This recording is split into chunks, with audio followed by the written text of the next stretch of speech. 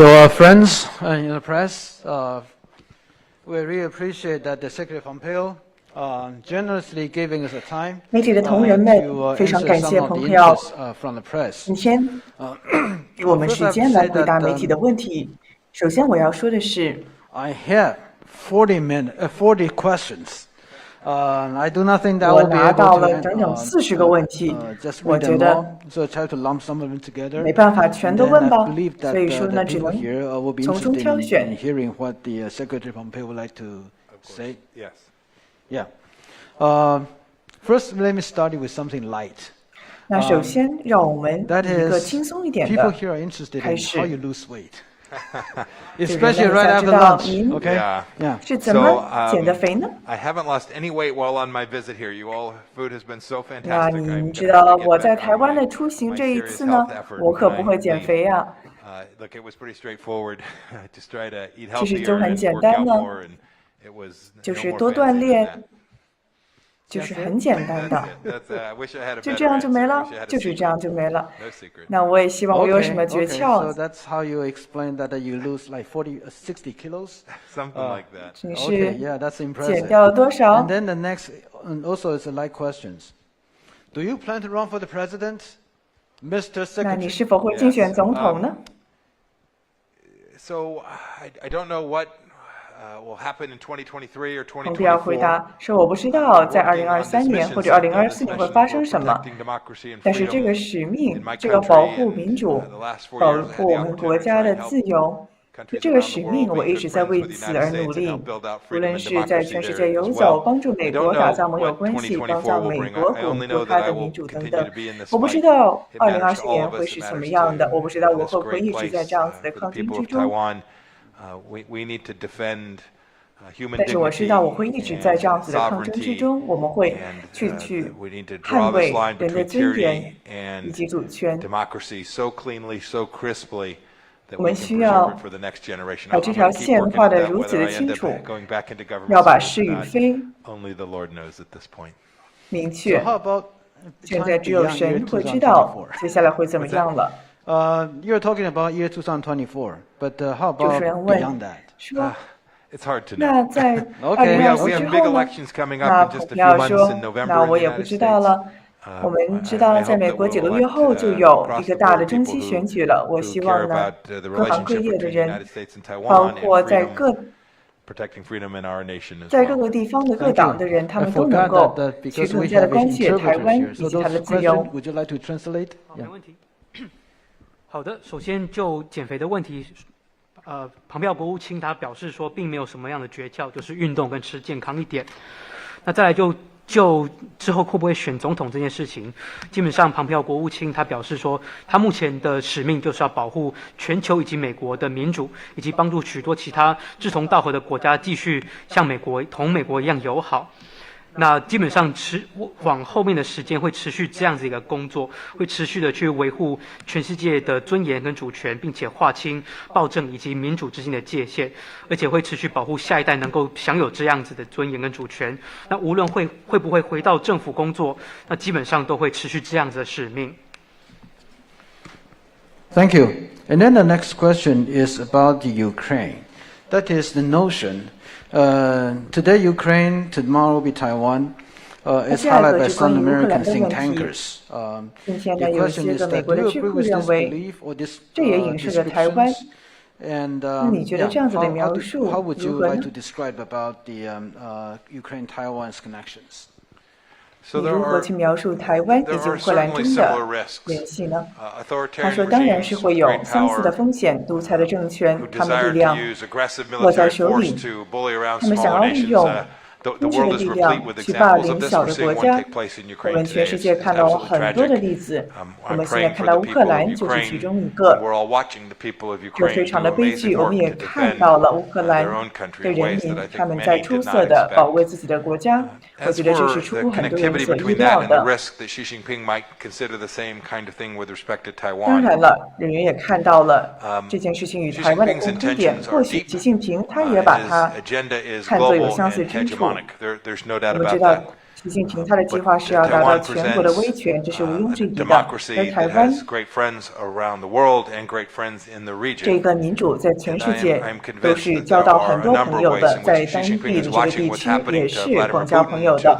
我觉得习近平他正在密切的关注着普京以及俄罗斯的军队他的一举一动。你知道他在几周之前才刚与普京见过面吗？刚才那个时候还说我们的合作是无限的，可能吗？有无限吗？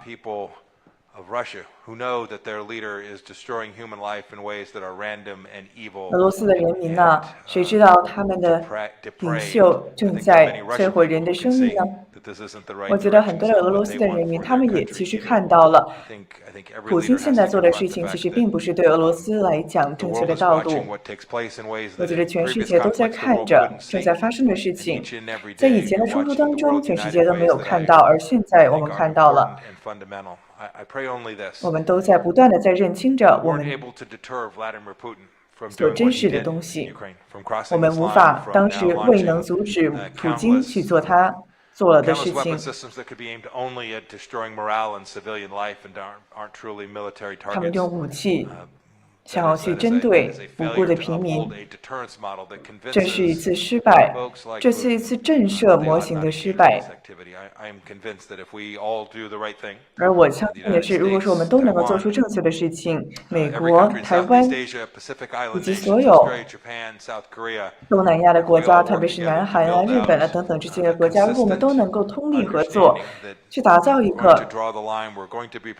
一致的一个理解，说我们一定要去坚守阵线，去那些为我们最珍视的东西所抗争的话，包括维持我们的军事震慑的话，我觉得这是会有作用的。那当然了，习近平对全世界做的事情不都是军事上的，他大部分是在做外交啊，包括经济上的斗争以及战争。我们已经看到了中国共产党，他呢把数十亿的美元，价值数十亿美元的技术偷窃走。我们需要在方方面面的去对抗中共。他们想要用他们的力量去破坏西方的生活方式。那面对世界上许多的独裁政权呢，我们其实都看到非常类似的风险，就是独裁的强权正在欺负周边的国家。我们现在目睹的俄罗斯就是一个很好的例子。我们同时也看到说，其实乌克兰人民其实也都起身捍卫自己的国家。其实习近平他本身也正在看在眼里，正在观察俄罗斯接下来的动态。那一边观察，我们一边在台湾其实也要有信心，知道说我们周边有许多的朋友，在全世界有许多的朋友。那现在说，我们知道说，俄罗斯他们的民众其实也不见得认同他们的领导人的作为。可是我们其实在俄罗斯这边的贺阻的工作其实已经为时已晚。俄罗斯已经发动了攻势，已经摧毁了许多乌克兰的民生经济等等。但是我们身处在东亚太平洋地区，我们这几个国家其实都可以做好准备，能够进一步了解说独裁的政权对于外界的野心有多少。那这样子的话，只要能够充足的准备，就能够有效的吓阻。那接下来基本上，我们知道习近平除了在军事之外的力量，他也有许多情报、外交跟经济方面的力量，这些也都是我们包括美国跟台湾在内，其实都有目共睹的。像以美国来讲，他们也都切身的体会到中国是如何的去窃取他们的智慧财产跟情报。那习近平他基本上也运用了非常多他们国家的力量，正在破坏西方的民主生活方式。Thank you. So the next question is regarding some of the issues already discussed this morning. On the deterrence, I think the question goes like this. What lesson on deterrence should the United States take away from Russia's invasion of Ukraine? And how should they be applied to Taiwan's situation? 那您觉得美国应该从俄罗斯对乌克兰入侵之中吸取什么样的经验呢？特别是在政治力量上。那今天早上我所提到的一个重点就是战略的清晰。当一个国家做好准备要去维护自己的时候，这是有目共睹的。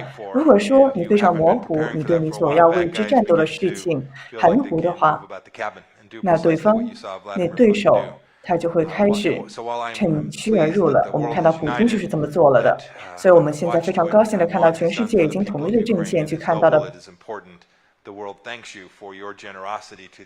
台湾与乌克兰站在一起，我们对此也非常的感谢。那我们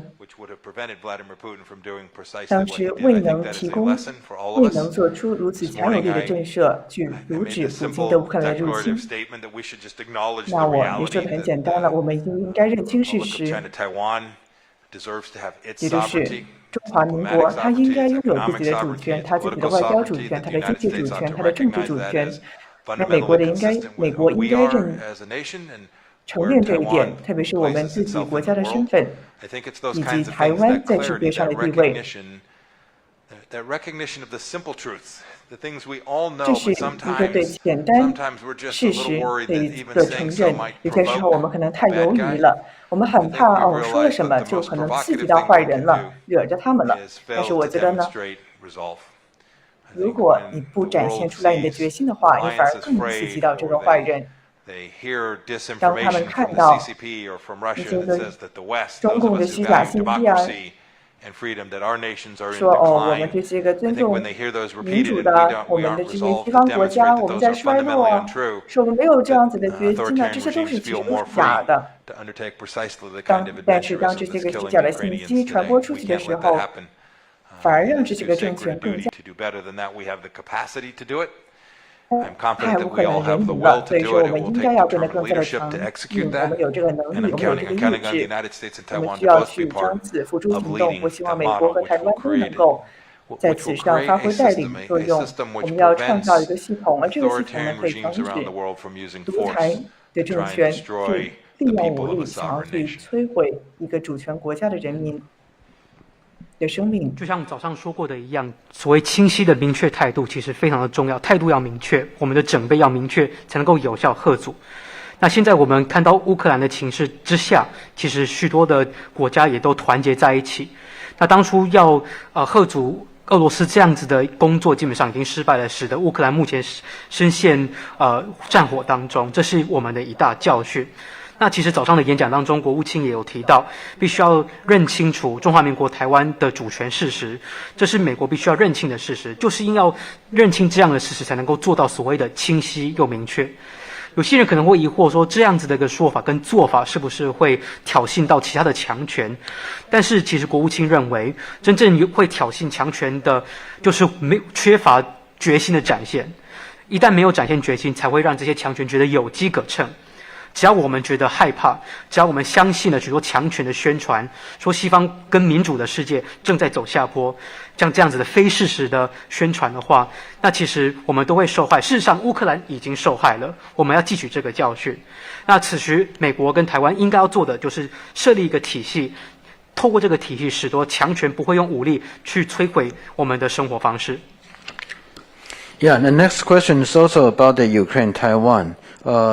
It's like this. The Russia-Ukraine conflict has made Taiwanese nervous about the situation across the Taiwan Straits. What concrete steps can the United States, you think, can take to de-escalate the situation? I've talked about this already. There are three pieces of this. The first is, I think one of the lessons from what Vladimir Putin has done is that we need to make sure that every freedom-loving nation is more dependent on other freedom-loving nations and less dependent on authoritarian regimes.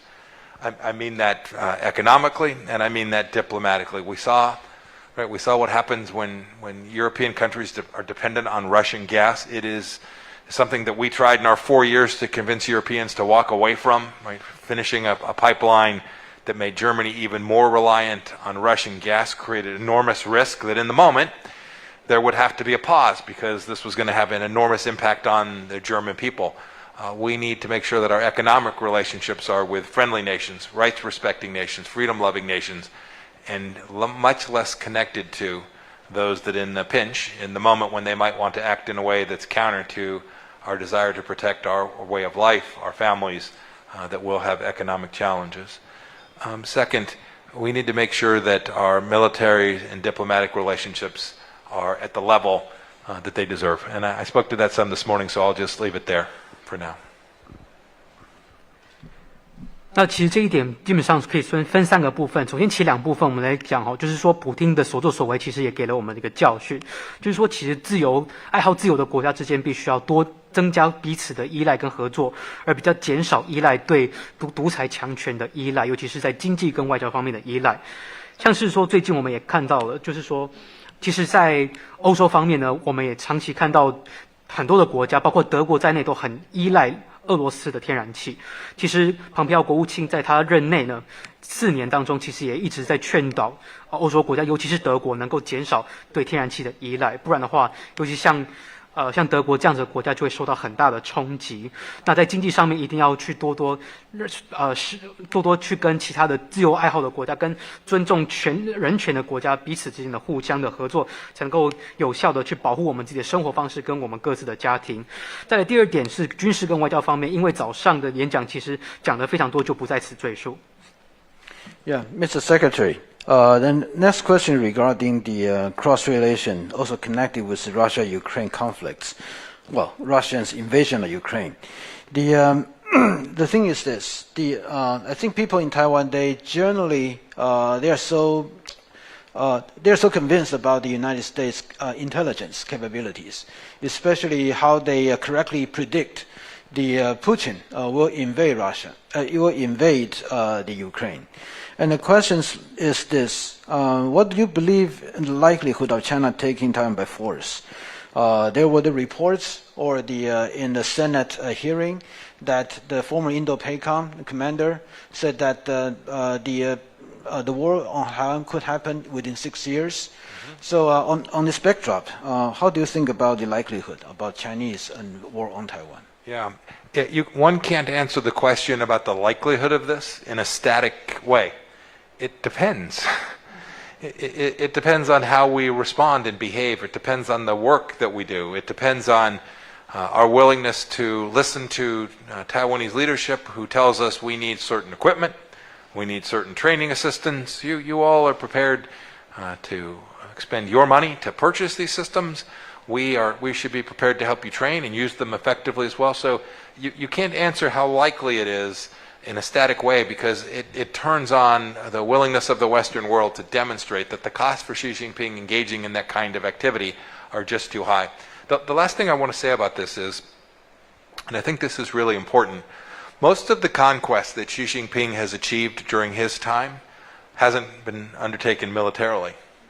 It's been done through his use of the Belt and Road Initiative. It's been done through his use of information operations around the world. It's been done through influence operations around the world. It's been done by using enormous economic power of the Chinese Communist Party to coerce small governments and say, boy, if you recognize Taiwan, we will stop sending tourists or visitors there. This is just as an example of how they've used their economic power. So when one thinks about cross-strait relationships and the risk of Xi Jinping behaving in a way that is aggressive with respect to Taiwan, one shouldn't simply think of ships and planes and artillery, but one should think about yuan and diplomacy and information.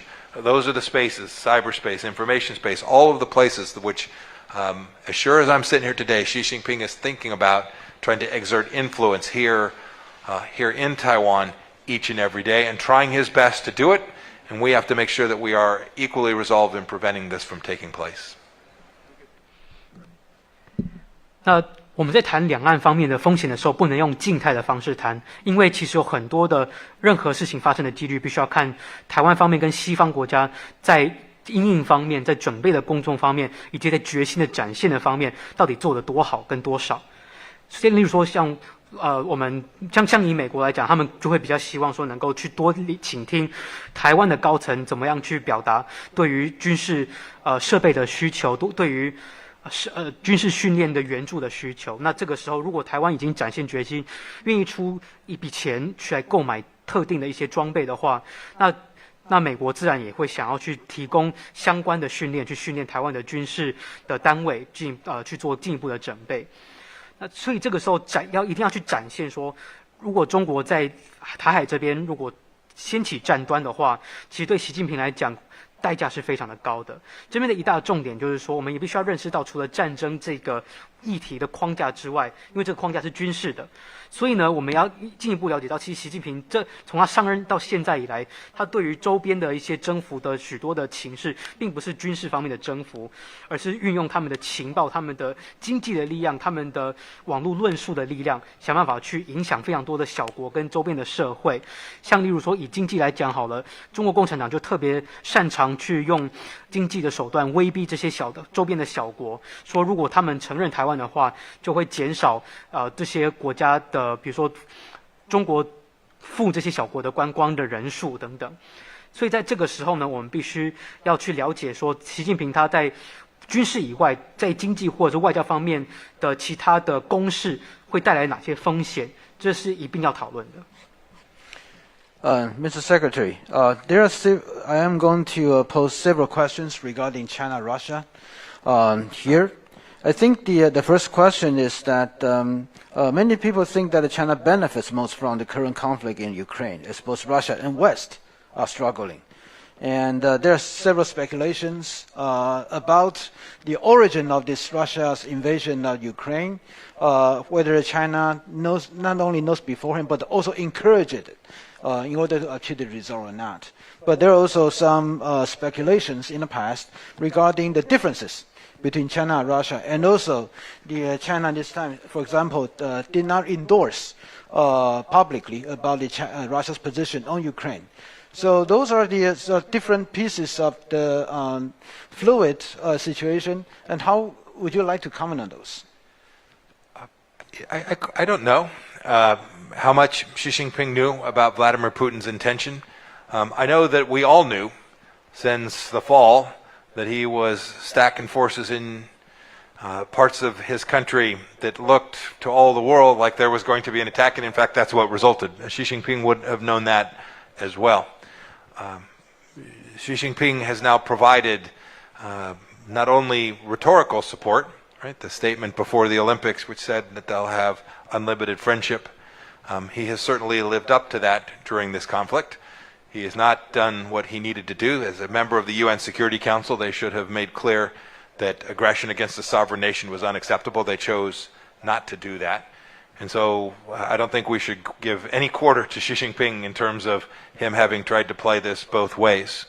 Xi Jinping has not done the things that nations must do when other nations are attacked and are victims of aggression. I will say this too. I think he's watching. I think Xi Jinping is watching this in the same way that he watches the people of Taiwan. You all are an enormous nuisance to him, just by the fact that you get up every day and you take care of your families and you go to work and you live in freedom and democracy. I think Xi can see this. I think he doesn't want his own people to see this. I think Putin's suffering the same thing. I think as the Russian people learn of the atrocities that are taking place in Russia today, I think as they see what Putin is doing to these women and children in Ukraine, I think this will redound much to Putin's detriment. You should know that I think Xi is watching. He doesn't want this nation to have its sovereignty, because democracy flies in the face of everything that allows him to continue his authoritarian regime. If the 900 million, if the billion Chinese people who aren't part of the Chinese Communist Party were to have their way, I am convinced they would like to live more like people do here in Taiwan than the people do there on the mainland. We tried for years, the West, a theory that we began in the United States in the 1970s that said if we engage more with the Chinese Communist Party, we will make them richer and we will make them, the people of China, freer. We were half right. That engagement made them incredibly wealthy, much richer than they were. It didn't make them 1 ounce freer. And the work that we do, the work that our two nations do together, is sending a message to authoritarians like Putin and like Xi and like Chairman Kim and the Ayatollah. The list goes on. It's sending a message that those nations who believe in freedom and human dignity are prepared to defend that in ways that I think for an awfully long time we all had taken for granted. I think we are now, there's a level of resolve today in the world, and I pray that it is not ephemeral, that it is permanent and prepared, and we will work in every dimension to make sure we defend the things that matter most to each and every one of us. 习近平到底知不知道普丁的意图，其实我们很难说。但是至少我们从去年秋季看起来，从俄军的部署方面，我们就看出一些迹象了。其实像迹象这件事情，习近平当然应该也是心里知道的。那习近平他其实也针对俄罗斯提供了口头上面、语言方面的支持，尤其是在奥运期间，习近平也曾经说过，中俄之间的合作是没有任何的限制的。而且再加上中国在作为联合国安理会的成员，其实就俄罗斯侵略乌克兰这件事情也投了弃权票，等于是没有尽联合国安理会成员的一个义务那个义务就是要保护其他的主权国家不被另一个国家所侵犯。那其实习近平看待台湾人也是这样的，就是当台湾人每天都过着自由自在的生活的时候，其实习近平对此也不乐见。那当然，其实俄罗斯他们习近平他其实也是看着普丁他的军队正在侵犯着乌克兰男女老幼的这些生活，但是我们都知道一件事情，就是对独裁者来讲，民主的生活方式其实就是在阻挠着这些独裁者的所作所为。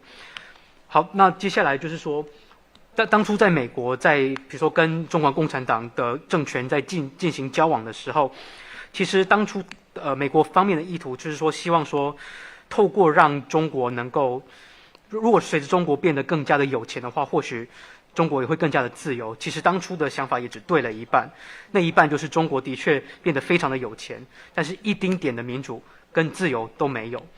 所以这个时候，无论是台湾跟美国，我们所做的事情，就是要向这些独裁者，不只是习近平、普丁，还有所有的其他的独裁者，向他们宣示，就是所有支持自由、支持人民尊严的国家，基本上不但能够展现决心，而且这个决心是永久的。All right. The next question also related with the Russia, China, and the connection with Taiwan. Due to the previous questions, which sort of had the assumption about what Chinese acknowledgement about the Russia's invasions, then people started to wonder Russia's role in, for example, should the war on Taiwan by China happen. So how do you perceive the Russia's possible role, especially in the light of the current invasions? And in the past, did the United States ever thought about the Russia's possible involvement or role in Chinese war against Taiwan? Oh, sure. No, we've long known that Chinese military and the Russian military have worked on problem sets together. So this piece isn't new. There's lots of places that the Russians are careful. They have known for a long time that because their economy is relatively small, that in that partnership between Russia and China, they'll be the junior partner in that. But Russia has a very highly capable engineering workforce. They have a very highly capable military. And so we've always known that there was some risk that the Russians would provide weapon systems to China as well. But more importantly, what you can see, I think, happening today is as the world is restricting Russia's capacity to trade in the ruble, to trade energy products, to move through the financial systems, its central bank, the gateway, the thing that provides the oxygen for the Russian economy is the yuan in China.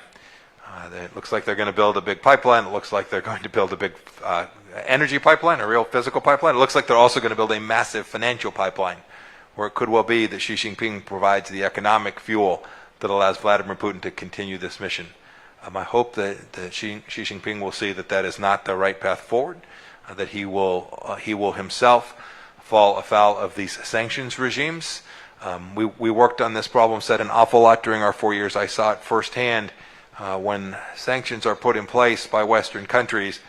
I think it will make it more difficult than Xi understands for him to actually conduct these transactions with the Russians. And I hope that the world will make very clear to Xi Jinping that if he runs afoul of one of these, that it could be Chinese banks that are next, it could be Chinese financial institutions more broadly that are next, and this will convince China to deny that oxygen, deny that fuel for Vladimir Putin to have the resources to continue his campaign. That has deep ramifications for how Russia might participate were it the case that Xi Jinping ever decided to make an aggressive military action in Asia. 其实中国跟俄罗斯之间的军事合作也是行之有年哦，只是说俄罗斯在经济规模上相对比中国小，但是俄罗斯它的利多呢，就是他们的攻城的能力比较强，所以在中俄的军事合作之间，比较是中俄方会向中方提供相关的军事的系统啊或科技等等。那现在我们全球因应俄罗斯的侵略主要是在限制俄罗斯对外贸易的能力，像是他们的金流跟货流等等，尤其是俄罗斯卢布的交易的这个能力。所以眼看全世界俄罗斯能够求援的对象似乎只剩下中国了。那的确中国跟俄罗斯之间有比较蛮大规模的天然气管那习近平很有可能也会向俄罗斯提供经济援助。我们只是希望习近平能够看得出来说，这样子做向俄罗斯提供援助并不是正道，因为在国务卿他的任内4年其实也都看得很清楚，基本上只要有西方的制裁这样子的力道下去之后呢，像被制裁方向是俄罗斯这样子的国家，其实对外的交易其实是更难的。那如果习近平还是执意要这样子进行交易的话，那很有可能下一个被制裁的对象就是中国的银行以及金融体系了。那接下来俄罗斯它的动作会怎么样，中国的动作怎么样，那也会看说这些制裁的力道跟相关的援助的力道会怎么样影响这些国家在亚太地区的动作。Yeah, so Okay, so I was alerted that, I'm sorry, that we really had to cut short of this press conference because I was alerted that the Secretary also has other engagement, emergency just come in. So this is the last questions. Well, I combine two of them together. The question is, how do you view your purpose, come to Taiwan? That's a simple one. Another one is about, could you explain that the rationale behind in your last decision as a Secretary of State in lifting and all the restrictions about the U.S.-Taiwan official engagement, and some people would like to ask that why that did not happen earlier?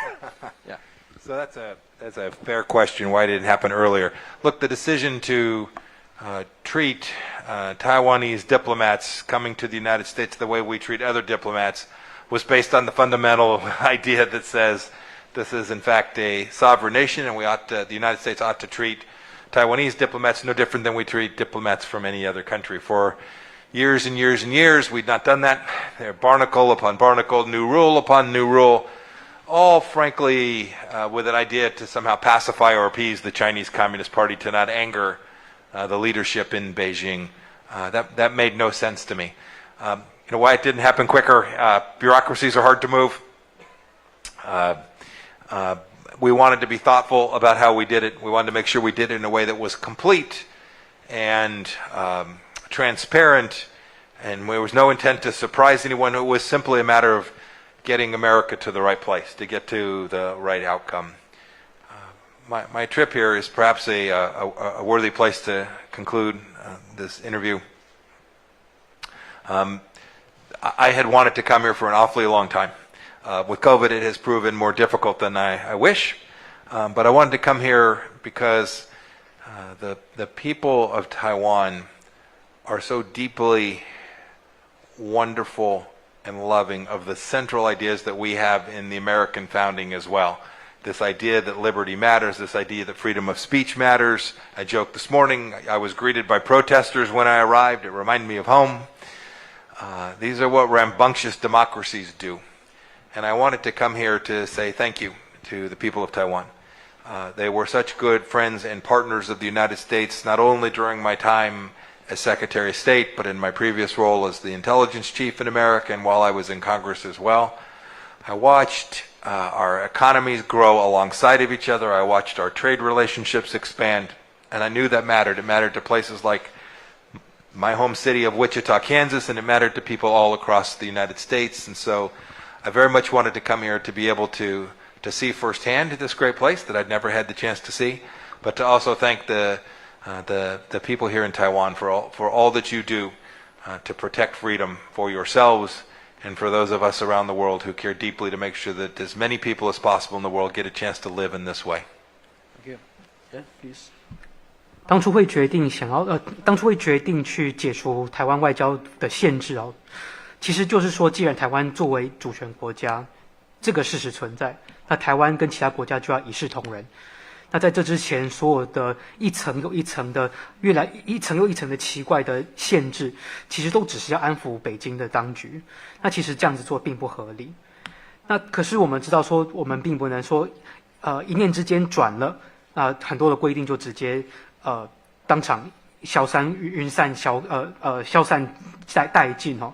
因为我们知道说，你要改变一个政策，很多时候你必须要通过非常多繁文缛节，还有很多的关卡，而且再加上我们其实在美国内部的政治，其实很多的事情都要面面俱到，也要透明公开。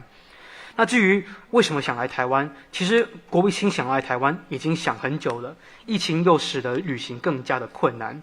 那想要来，主要是因为台湾人其实我们所热爱的价值，像是什么热爱自由、热爱言论自由，甚至像我们还有很多跟自己意见不合的情况之下，还可以去抗议什么的。其实这一切也都是美国真爱的价值。那其实国务卿这一次来意也是要特别感谢台湾的人民因为台湾的人民，无论是在蓬佩奥担任国务卿的任内，甚至在这之前，蓬佩奥先生担任国会议员还有中情局的干部的时候，基本上台湾都一直是美国非常好的伙伴。那其实在从政这么久以来，国务卿他一直亲眼见证的台美之间的贸易关系一直升温，友谊一直的加深，这也是蓬佩奥特别想要来台湾感谢大家的地方。Okay, I think that concludes the press conference, and thank you very much. Yeah, first, thank you, and I really apologize for not being able to extend the time, but thank you. Yeah. Thank you so much. You go this way. So I have to apologize for this already shortened, but shortened again.